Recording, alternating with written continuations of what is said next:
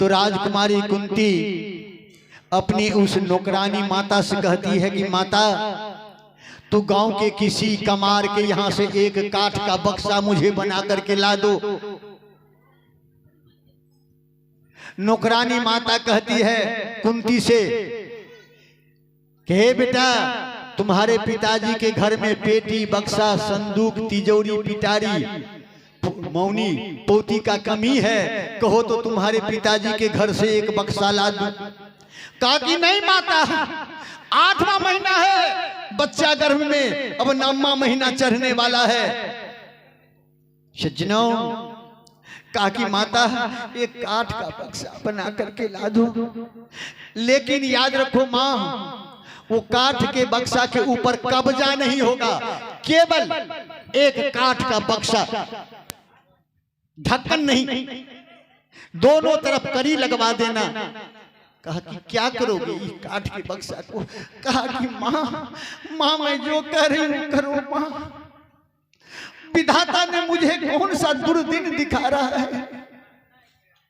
कहा कि रो मत, मैंने पहले ही कह चुका हूं कि मैं तुम्हारी धर्म की माँ हूं।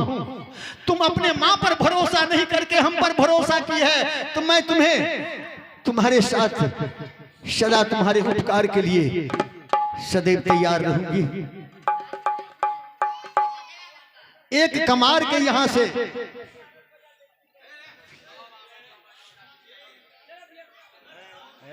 चला दियो, सस्ता से चला दियो।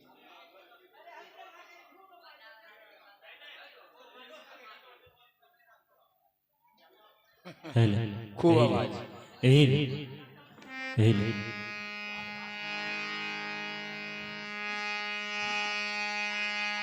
सीताराम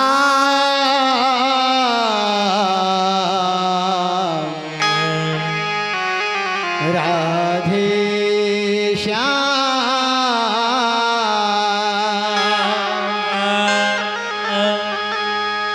बोलिए भक्तर भगवान की सरकार। जय जयकार में कटौती करे छिए त्या ई उपद्रव सब ये आफते आफत। एक बेर एते जोर से आवाज लगाबियो कि ई आवाज हमरा गांव राम खेतरिया तक पहुंच जाए चाहिए, ताकि हमरो गांव के लोग सुने कि प्रोफेसर साहब का तो प्रोग्राम दे रहलखिन ये। बोलिए भक्तर भगवान की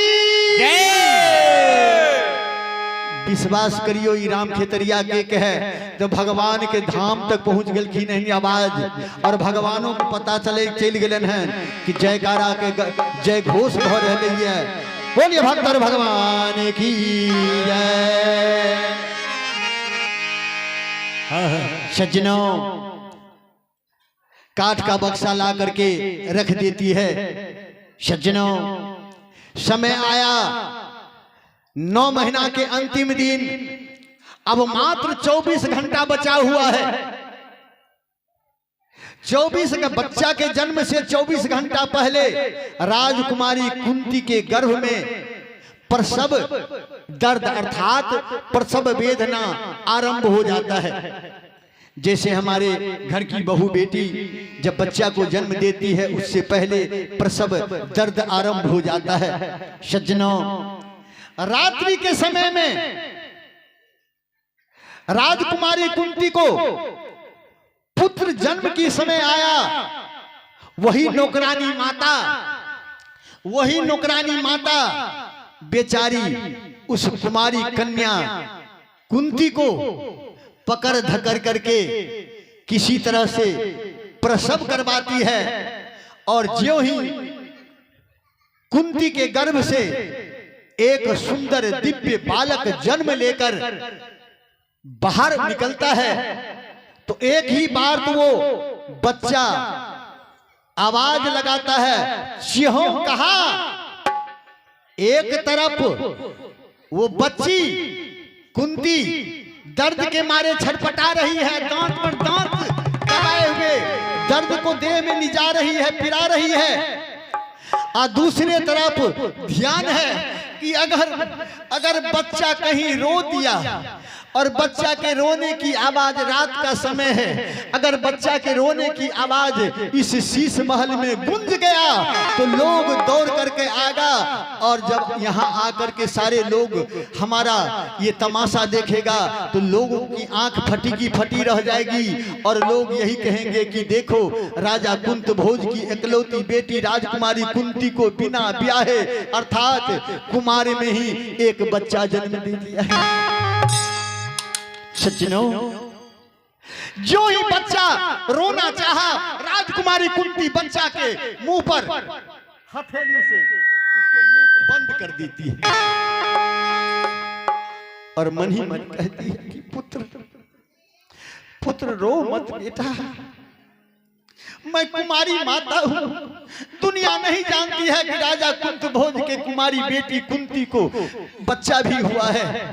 अगर तुम रो दिया तो सारा भेद, सारा राज्य, सारा रहस्य खुल जाएगा, और दुनिया के लोग मेरे माता पिता के माथे पर कलंक का टीका लगाएगा कि बिना ब्याहे राजकुमारी बच्चा को जन्म दिया है। छी छी छी।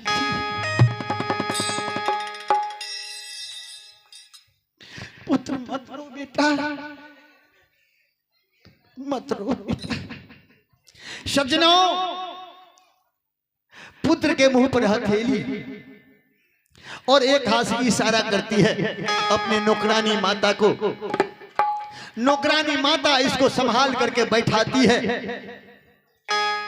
जो ही कुंती बैठी, दोनों हाथ जोड़ करके कुंती उस नौकरानी माता से कहती है, नौकरानी से कहती है, जो जन्म देने वाली है उसे तो मां कहते हैं, और जिसने हमारे बेटा को जन्म देने में मुझे सहयोग किया है, सहायता किया है, वो धाई माता कहलाती है। इसलिए हे मेरी धर्म की माँ, आज दिन से मैं तुझे धाई माता कह करके बुलाऊंगी। तू मेरी दुख की माँ हो, इस दुखिया का एक ही सहारा तू हो धाई माता। जिस राज को, जिस रहस्य को मैंने अपनी माँ से नहीं कह पाई, जो काम माँ को करना चाहिए था, आज तूने की है हमारी मदद। माता इशारा करती है, वो काठ का बक्सा जरा उतार करके मेरे पास लाओ। वो धाय माता कहती है, ये काठ का बक्सा तू क्या करोगी? कहा लाओ तो सही। कहा कि बोलो, तू पागल हो गई है? बच्चा को उठा करके अपने छाती से लगाओ। बच्चा को अपने छाती से लगा करके अपना दूध पिलाओ। कहा कि नहीं माता, वो समय नहीं है मेरे पास वो वक्त नहीं है माता, मेरे पास वो समय नहीं है। तो फिर क्या है? कहा कि वो काठ का बक्सा लाओ तो सही। उठा करके गुस्सा से, ताम से नौकरानी माता काठ का बक्सा ला करके राजकुमारी कुंती के आगे पटक देती है। कहा कि ये ले, क्या करेगी इसे? सज्जनों, इस नौकरानी से भी चुरा करके ये राजकुमारी कुंती अपने होने वाले बेटा के लिए सुंदर सुंदर बौर बिछौना, तोशक, तकिया बना करके पहले से अपने ही हाथ से तैयार करके रखी हुई थी। बच्चा के मुख पर हाथ दिए हुआ है कि बच्चा की आवाज ना निकले। उस बक्सा में तोशक बिछाया, फिर उस तोशक के ऊपर सुंदर उसी बक्सा के आकार का एक जाजी बेडशीट बिछाया, छोटा सा एक तकिया दिया, और अपनी नौकरानी माता से कहती है कि माता, मेरे बेटा को इस काठ के बक्सा में डाल दो। काठ के बक्सा में डाल दूं? हम कहते हैं कि बच्चा को छाती से लगाओ। ये पागल, तुम इसमें कहती हो डालने के लिए? कहा कि हाँ माँ, मेरे बेटा को इसमें सुला दो। बच्चा को उस बक्सा में सुला देती है। ऊपर से एक पतला सुंदर चादर उड़ा देती है। और नौकरानी माँ से कहती है कि माता माता ए माता, उस मटकुड़ी में लय है जिसको शास्त्र के भाषा में मोम कहा गया है, जिस पर कोई भी चीज देख करके चिपकाया सटाया जाता है। ए मेरे मालिक, उस बक्सा के चारों तरफ लय लगा देती है और एक पतला कपड़ा उस बक्सा के ऊपर चिपका देती है। सज्जनों,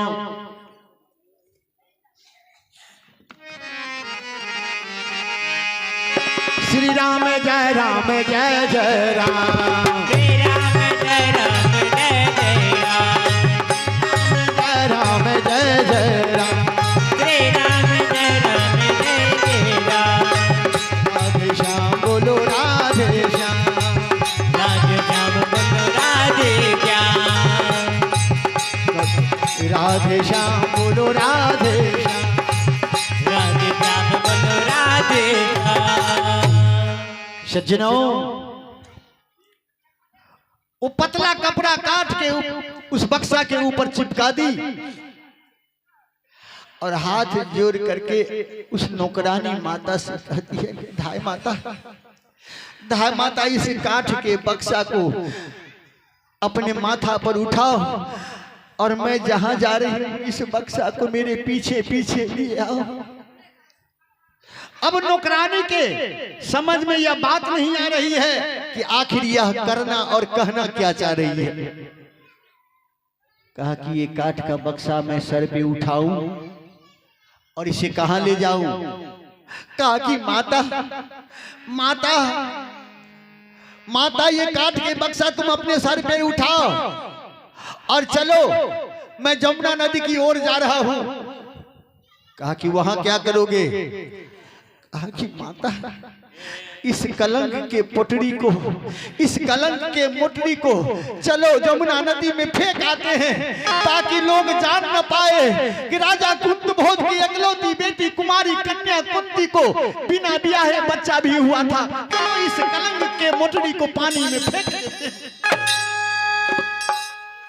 सज्जनों, नौकरानी माता रोने लगती है। तू कैसी माँ हो। कहा मैं कुमारी माँ हूं। ये पागल तुम कैसी माँ हो। कहा कि मैं अभागन माँ हूं जो असमय अपने बेटा को जन्म दिया है। आगे आगे नौकरानी, पीछे से राजकुमारी कुंती उस काठ को बक्सा को उठाए हुए चली जा रही है। जाते जाते जमुना नदी के किनारे पहुंचे और जमुना नदी के किनारे जाकर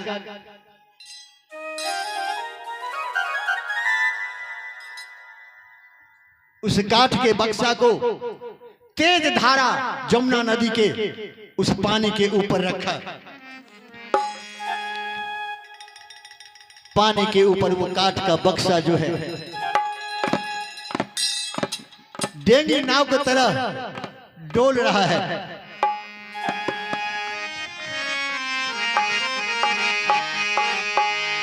जय माता दी, जय माता दी। डोल रहा है। एक बार वहां नदी के उस तेज धारा के ऊपर मोम के ऊपर से उस कपड़ा को केवल मुख तक हटा करके अपने कवच और कुंडलधारी दिव्य बालक के चेहरा को देखकर निहारती है। आंख से गंगा जमुना की धारा जैसे आंसू बह रही है और अपने पुत्र से दोनों हाथ जोड़ करके क्षमा मांगती है। यह कुमारी माता क्या कहती है। देखी देखी तो हरो सूरतिया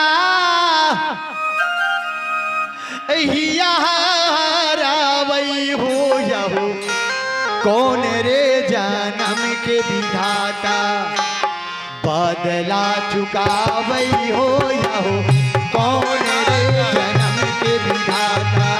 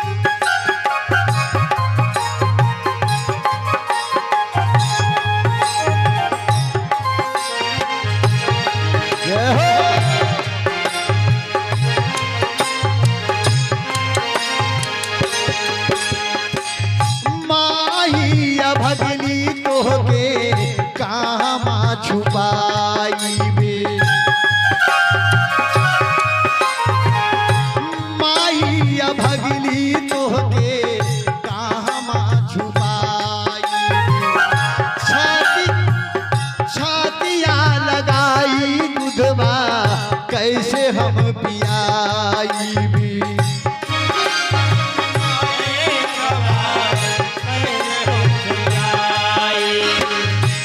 बेटा पुत्र, तुम इस ऐसे समय में आए हो इस संसार में मेरे गर्भ से कि मैं यह रहस्य खोल नहीं सकती हूँ और मुख से बोल नहीं सकती हूँ।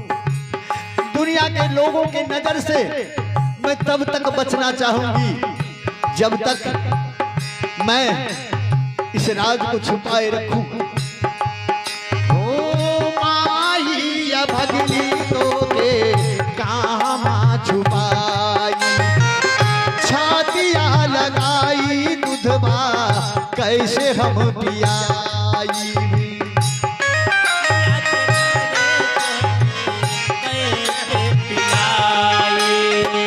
सोची सोची है बतिया,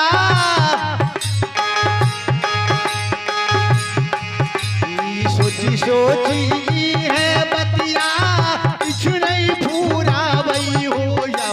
कौन रे जन्म के विधाता हो या हो, कौन रे जन्म के विधाता।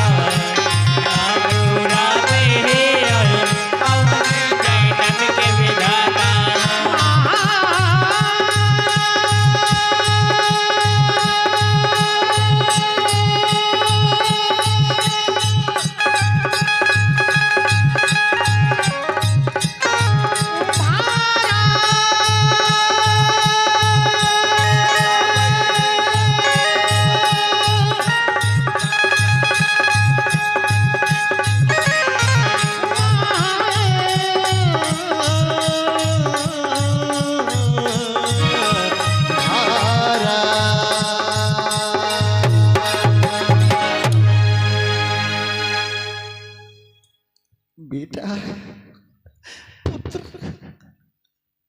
पुत्री सौभागी माँ को क्षमा करना बेटा।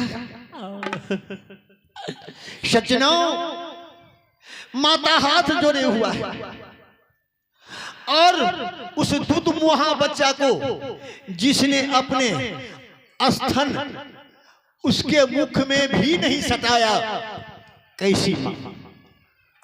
मैं नहीं, पंचम वेद महाभारत प्रमाण देता है। सज्जनों, कहा कि